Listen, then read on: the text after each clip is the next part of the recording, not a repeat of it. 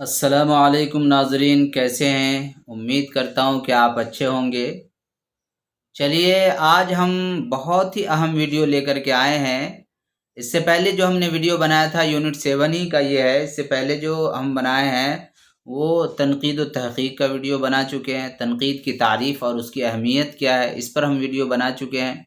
آپ ہمارے یوٹیوب میں جا کر کے اس کو دیکھ سکتے ہیں۔ اس کے بعد ہم نے تیسرا ویڈیو تذکروں کی تنقیدی اہمیت بنایا تھا، اور کل جو ہم نے ویڈیو شیئر کیا تھا وہ مشرقی تصور تنقید کیا تھا، اس کو ہم نے بتایا تھا۔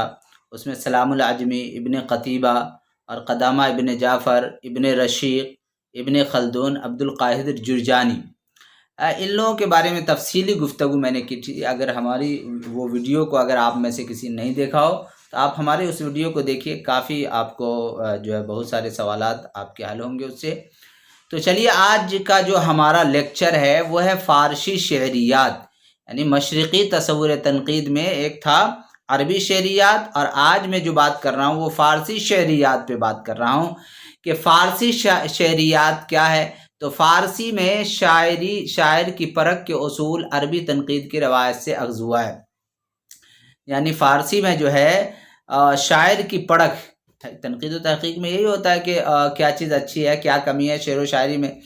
تو شاعر کی پرکھ کے اصول یہ کہاں سے آئے فارسی میں؟ تو عربی تنقید کی روایات سے، یعنی کہ ایسا کہا جاتا ہے کہ فارسی والے جو شاعر تھے وہ عربی شاعر کی نقالی کر لی، یعنی ان کے یہاں جو اصول اور ضابطے ہیں اسی کو انہوں نے عربی سے لے لیا ہے، یعنی وزن، قافیہ، یا جو شاعر وہاں ضروری قرار دیے ہیں، تقریباً فارسی شاعر بھی یہ کیے۔ تو وہی کہا فارسی میں شاعر کی پرکھ کے جو اصول ہیں وہ عربی تنقید کی روایت سے اخذ کیے گئے ہیں، اخذ کے معنی لیے گئے ہیں۔ اب دیکھیے، فارسی کی ابتدائی تنقید کے نشانات ہمیں قابوس نامہ، چہار مقالہ، لباب الالباب، المعجم فی معایر، اشعار العجم وغیرہ میں ملتے ہیں۔ یعنی فارسی کی جو ابتدائی تنقید ہے ان کے نشانات کہاں کہاں ملتے ہیں؟ تو قابوس نامہ جو ابھی بتایا جائے گا کہ امیر کیکوس کی لکھی ہوئی ہے، اس میں چہار مقالہ میں، لباب الالباب میں، المعجم فی معایر اشعار العجم ہے، اس میں جو ہے یہ ساری چیزیں آپ کو یہاں سے ملے گی، یعنی ابتدائی نشانات، تنقید کے ابتدائی جو نشانات ہے وہ یہیں سے ملیں گے اس کتاب سے۔ آگے چلیے، ہم چلتے ہیں فارسی تنقید جو ہے در حقیقت عربی تنقید کا تسلسل رہی ہے۔ فارسی تنقید در حقیقت عربی تنقید کا تسلسل رہی ہے۔ فارسی تنقید کو ایک خود مختار تنقیدی روایات کی حیثیت دینے میں، یعنی فارسی جو تنقید تھا اس میں کوئی جان وہ اب تک نہیں تھی، لیکن اس کو کھڑا کرنے میں، خود مختار تنقیدی روایت کی حیثیت دینے میں امیر کیکوس، محمد عوفی ہے کہ نہیں، اور نظامی، عروضی، سمرقندی، رشید الدین وتواد، دولت شاہ، اور اس طریقے سے سمرقندی وغیرہ کا اہم رول ہے، فخر ابن امیری، اور یہاں راج چھوٹ گیا ہے، اور شمس قیس رازی کا اہم رول ہے۔ یعنی اس کو حیثیت دینے میں، اس کو کھڑا کرنے میں، فارسی تنقید کو ایک خود مختار بنانے میں امیر کیکوس، محمد عوفی، نظامی، عروضی سمرقندی، رشید الدین وتواد، دولت شاہ سمرقندی، فخر ابن امیری اور شمس قیس رازی کا بہت ہی بڑا اہم رول ہے اس کے اندر۔ کہتے ہیں نا، جب کوئی عروج ہوتا ہے تو اس وقت کے کھلاڑیوں کا ذکر ہوتا ہے، اسی طریقے سے ان کا جو عروج انہی لوگوں کی وجہ سے ہوئی ہے۔ اب دیکھیے، ہم بات کر رہے ہیں جو آپ کے سلیبس میں ہے، امیر کیکوس ابن اسکندر، جس کا نام عنصر المعالی بھی کہا گیا ہے، تو جن کی جو تصنیف ہے وہ قابوس نامہ ہے۔ یہ فارسی تنقید پر پہلی کتاب قرار دی جاتی ہے۔ سوال کیا جائے گا کہ فارسی تنقید پر پہلی کتاب کس کو کہا گیا ہے؟ اگر یہ آپ سے پوچھا جائے تو آپ امیر کیکوس ابن اسکندر کو ٹک لگا سکتے ہیں، جو کہ امیر کیکوس ابن اسکندر بادشاہ ایران نے، یہ جو امیر کیکوس یہ جو ہے ایران کے بادشاہ تھے، انہوں نے اپنے بیٹے گیلان شاہ کے لیے لکھی تھی۔ یہ قابوس نامہ کس کے لیے لکھی تھی؟ اپنے بیٹے گیلان شاہ کے لیے لکھی تھی۔ اس میں اس نے شاعری پر بحث کی ہے، یعنی امیر کیکاؤس نے قابوس نامہ کے اندر شاعری پر بحث کی ہے۔ دیکھیے یہ جو چیزیں جو یونٹ چل رہا ہے، کم سے کم آپ اس کی کتاب کو ضرور ذہن میں رکھیں گے۔ تو ہم آگے چلتے ہیں۔ آپ کو یہ آگے ہے کہ امیر کیکاؤس ابن اسکندر کا خیال تھا کہ شعر اپنے لیے نہیں بلکہ دوسروں کے لیے کہے جاتے ہیں۔ کیا خیال تھا ان کا، یعنی امیر کیکاؤس کا، کہ شعر اپنے لیے نہیں بلکہ دوسروں کے لیے کہے جاتے ہیں۔ اور جب دوسروں کے لیے کہا جائے گا تو پھر اس میں کیا ہونا چاہیے؟ شعر ایسا ہو کہ آسانی سے سمجھ میں آ جائے، ہر جو زیادہ سمجھدار ہو یا کم لوگ جو کم پڑھے لکھے وہ بھی آسانی سے اس کو سمجھ لے۔ تو اس کا خیال امیر کیکاؤس کا کیا تھا کہ شعر، انہوں نے تنقید جو کی تھی وہ یہ کہا کہ شعر اپنے لیے نہیں بلکہ دوسروں کے لیے کہے جاتے ہیں، اس لیے شعر یعنی ایسا ہو کہ آسانی سے سمجھ میں آ جائے۔ آگے قابوس نامہ۔ قابوس نامہ میں آداب معاشرت کیا کیا ہے؟ قابوس نامہ میں ہم دیکھتے ہیں تو قابوس نامہ میں آداب معاشرت، رسوم دوستی، کسب فضل اور تہذیبی مسائل کے علاوہ شعر و ادب اور شاعری کے ذکر کے ساتھ ساتھ اچھے اشعار کا انتخاب بھی شامل ہے۔ قابوس نامہ میں کیا کیا ہے؟ تو آداب معاشرت، رسوم دوستی، کسب فضل اور تہذیبی مسائل کے علاوہ شعر و ادب اور ذوق شاعری کے ذکر کے ساتھ ساتھ اچھے اشعار کا انتخاب بھی اس کے اندر شامل ہے۔ یاد رکھنے کی بات جو ہے وہ قابوس نامہ کے بعد نظامی نے 4 محلہ لکھا ہے کہ نہیں۔ جب قابوس نامہ کتاب لکھی جا چکی تو پھر اس کے بعد نظامی نے 4 مقالہ لکھا۔ تو نظامی کا اس میں آپ کے سلیبس میں ہے نہیں تو ہم نے اس کو بس یہاں پر تھوڑا سا ذکر کر دیا ہے۔ اب دیکھیے ہم چلتے ہیں دوسرے پیج پر۔ دوسرے نمبر پر ہے رشید الدین وطواد۔ کون ہے؟ رشید الدین وطواد۔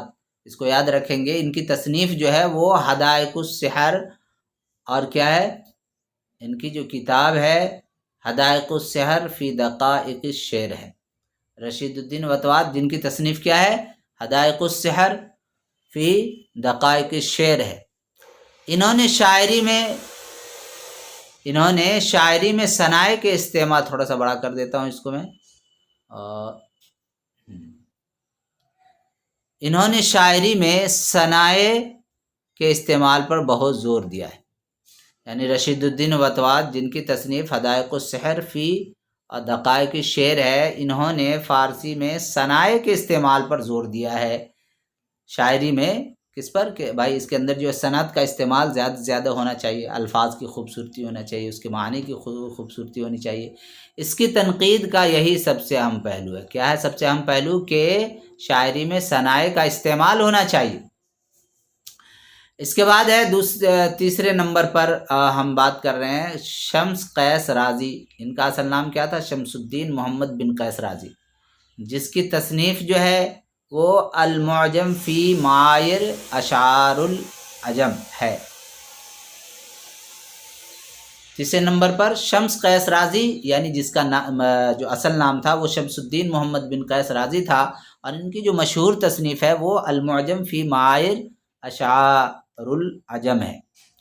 اس کتاب کو پہلے اس نے عربی میں لکھی تھی، یعنی شمس قیس رازی نے، بعد میں خود ہی، یعنی یہ شمس قیس رازی خود ہی اسی نے فارسی میں ترجمہ کیا تھا۔ یعنی اس کتاب کا پہلے عربی میں یہ کتاب لکھی گئی، بعد میں خود ہی اسی نے فارسی میں ترجمہ کیا تھا۔ کس نے؟ شمس قیس رازی نے۔ اور انہوں نے یہ نظریہ پیش کیا تھا کہ شعر اتنا عام فہم ہونا چاہیے کہ ہر شخص کو بآسانی سمجھ میں آئے، عام فہم زبان میں شعر کہنی چاہیے۔ ان کے نزدیک وزن اور آسان ردیف وقوفی کا انتخاب ضروری ہے، اور الفاظ و محاورات اور تشبیہ و استعارہ کا فنکارہ استعمال ہونا لازمی ہے۔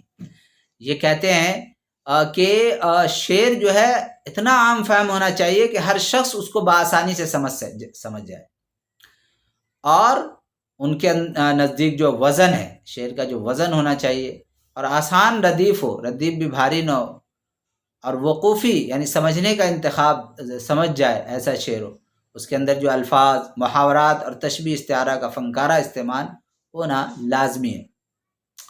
فارسی تنقید جو ہے وہ عربی تنقید کے مماثل ہے، یعنی میں نے پہلے ہی بتایا کہ فارسی تنقید جو ہے اس کے جو اصول اور وزن اور قافیہ اور تشبیہ محاورات وغیرہ ہے وہ جیسے عربی میں ہے اور تقریباً فارسی کے اندر بھی یہ چیزیں ہیں۔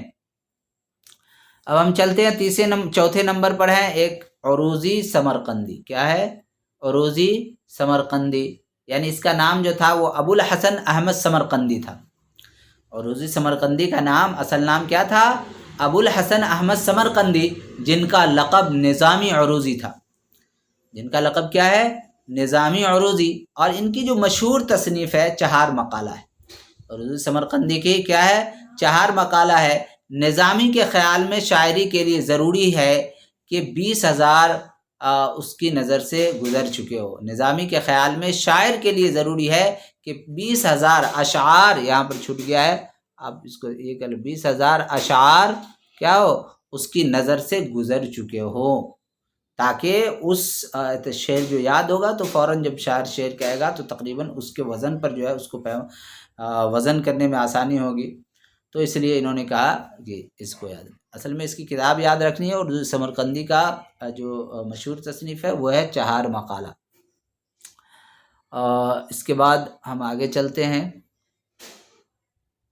چہار مقالہ کی بات یہ کہی گئی کہ چہار مقالہ کیا ہے؟ چہار مقالہ میں نظامی عروضی نے علم نجوم اور علم طب کے ساتھ ایک باب میں شاعری اور شاعروں پر اظہار خیال کیا ہے۔ چہار مقالہ میں نظامی عروضی نے علم نجوم اور علم طب کے ساتھ ساتھ ایک باب میں شاعری اور شاعروں پر اظہار خیال بھی کیا ہے۔ چار مقالہ نظامی عروضی اس باب کو مقالہ دوم، یہ جو نظامی عروضی صاحب ہیں اس باب کو مقالہ دوم در باب علم و شعر و صلاحیت شعر کے عنوان سے مرتب کیا ہے۔ یعنی مقالہ دوم کو کس سے جو ہے وہ علم و شعر و صلاحیت شعر کے عنوان سے کیا کیا ہے؟ مرتب کیا ہے۔ نظامی عروضی عبد القادر جرجانی کی طرح الفاظ پر معانی کو ترجیح دیتے ہیں، یعنی عروضی سمرقندی ہے وہ کہتے ہیں کہ الفاظ جو ہے الفاظ پر معانی کو ترجیح، یعنی معانی جو ہے اس کا اہم ہے نہ کہ الفاظ۔ بہت سارے تنقید نگار میں آپ نے دیکھا کہ انہوں نے الفاظ کو یہ کہا اور معانی کو اس کے تابع قرار دیا ہے۔ ان کے یہاں جو عروضی کے نزدیک سچ کو جھوٹ اور جھوٹ کو سچ کر دکھانا کوئی معیوب بات نہیں ہے، یعنی اس کے یہاں یہ عیب نہیں ہے سچ کو جھوٹ کر دکھانا اور جھوٹ کو سچ کر دکھانا۔ تو ساتھیو آج ہم نے کیا پڑھا؟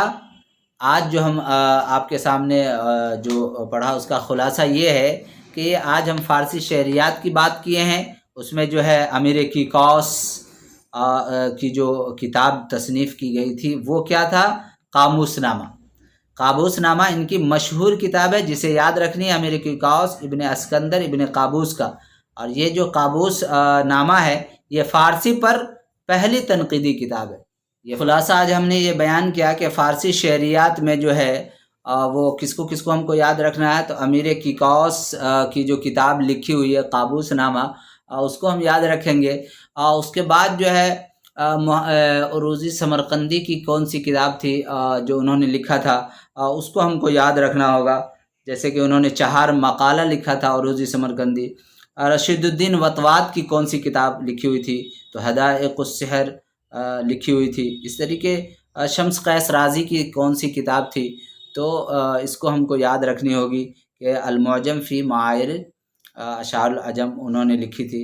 یہ چیزیں ہم کو دیکھنا ہے اور اس کو جو ہے ہم جو ہے دوبارہ بھی دیکھ سکتے ہیں۔ اگر ہمارا آج کا ویڈیو کیسا لگا آپ ہمیں ضرور جو ہے ہمارے کومنٹس باکس میں ہمیں بتائیں گے۔ ہمارے ویڈیو اگر اچھا لگے تو آپ ہمیں لائک ضرور کیجئے ہمارے ویڈیو کو، اور ہمارے ویڈیو کو شیئر بھی کیجئے۔ اگر آپ کو کچھ پوچھنا ہو یا کوئی یہ ہو تو آپ ہم سے ہمارے کانٹیکٹ نمبر 91 62 72 31 54 پہ آپ جو ہے سمپرک کر سکتے ہیں۔ 91 62 72 31 54 اس نمبر پر جو ہے آپ پرسنلی بھی بات کر سکتے ہیں۔ کسی طرح کی کوئی دقت ہو یا پرابلم ہو تو آپ ہم سے سوال کر سکتے ہیں۔ ٹھیک ہے، تو اپنے بھائی کو اجازت دیجیے۔ السلام علیکم ورحمۃ اللہ۔